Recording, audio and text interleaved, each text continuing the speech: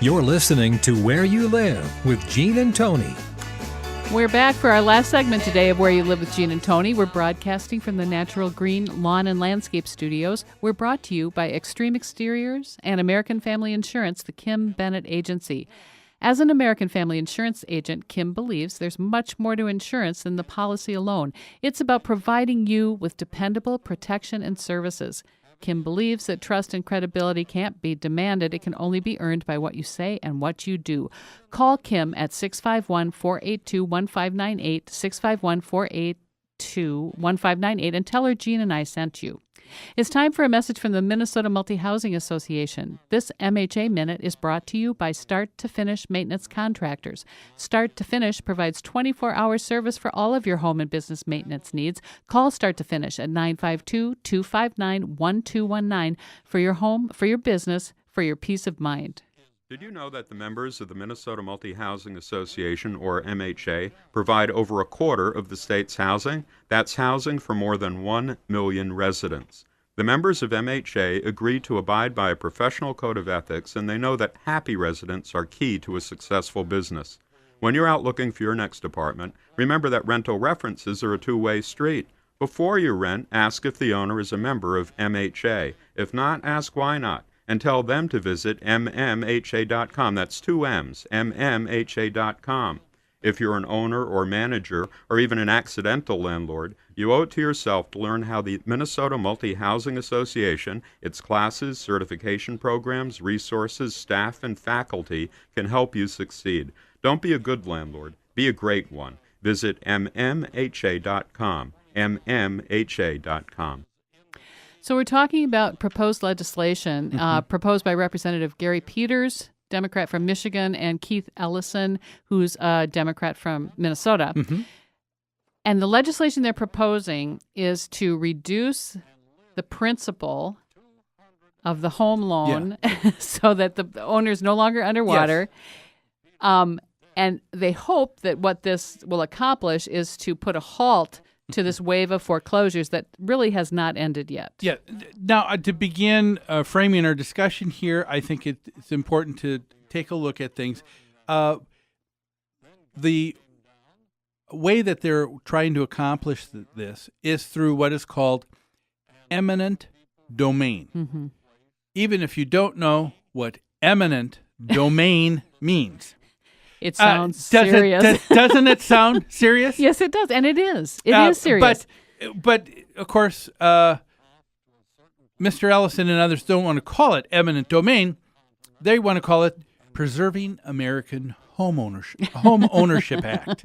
Yeah. Okay. The Preserving American Home Ownership Act. But the reality is they're saying the government can step in and tell the bank, the value of this home is no longer $350,000. You have a $300,000 mortgage on it, but we're going to reduce that to $200,000. We're going to pay you your $200,000. You have to go away. So you have to lose $100,000 on this deal. And they say we can do it because that's in the common good for our country. Yeah. And I want to ask the question: is it really? You know, a lot of Mr. Ellison's ideas are very noble. I can't take that, and I don't want to take that away from him. Of course. You know, the whole idea of what he's trying to propose. You know, there was an economist by the name of Mark Zandi, a chief economist of Moody's Analytics, said principal reduction works.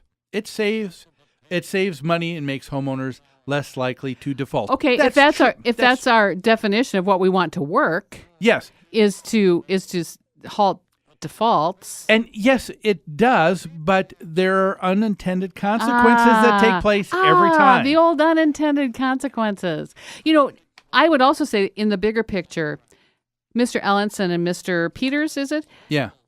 Have the belief, it seems to me, that the government must provide housing to people.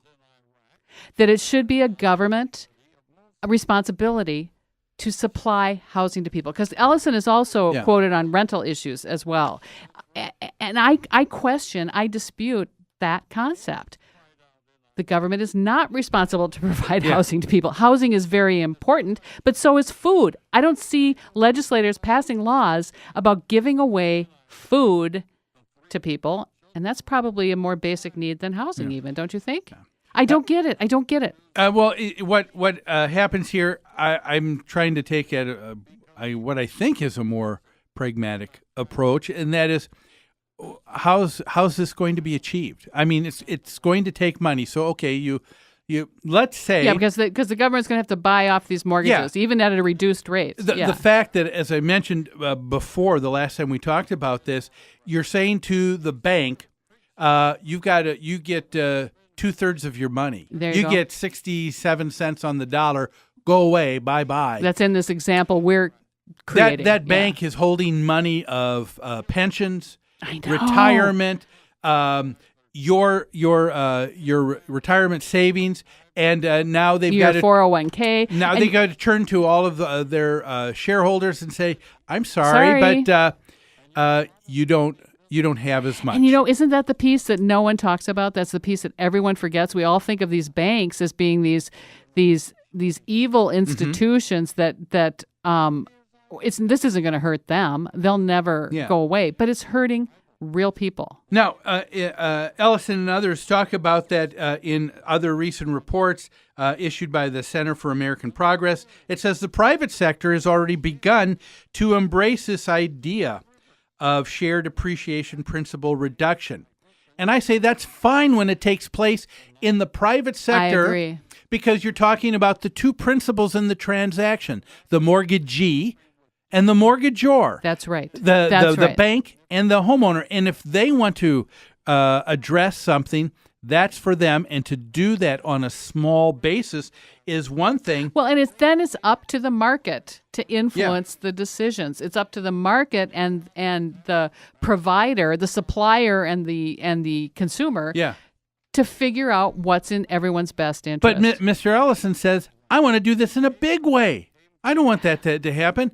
Well, and yet he says it has to start out small. This government intervention is going to start out small. I don't think it's even about size, Gene. I think it's about the fact that he firmly believes that government involvement is needed and I'll everywhere. Tell you, the reason why I believe that he and a lot of other politicians always say it's going to start out small is because it would not be swallowed otherwise. There you go. I mean, how many times have people said this is going to be a temporary tax?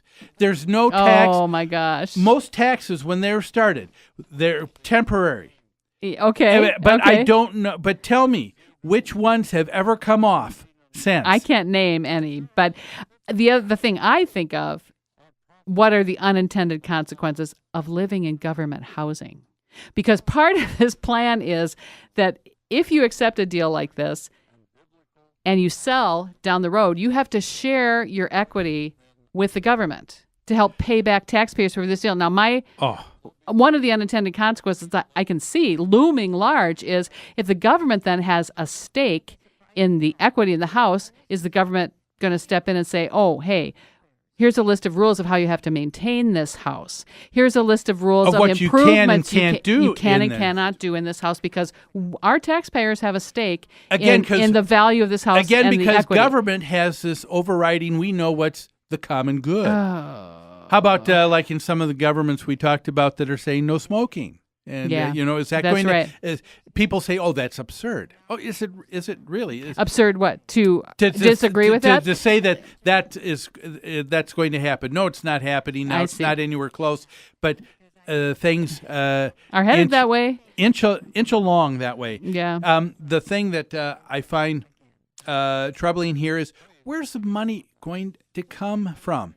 You have to get the government involved. The last I know, we had a president who said the last two. You're talking about Obama. Yeah, the last two wars were put on a credit card. Okay, that sounds like an honest, straightforward statement. So if we don't have the money to pay for the things that we have right now, how can you add the billions of dollars more that you're going to be talking for more expensive to try and deal with this? Yeah, we can't. I don't think we can afford it. You know, my kids are 27 and 29. When my boy was 5 or 6, I was telling him, I'm sorry, we can't get this. We don't have the money for it.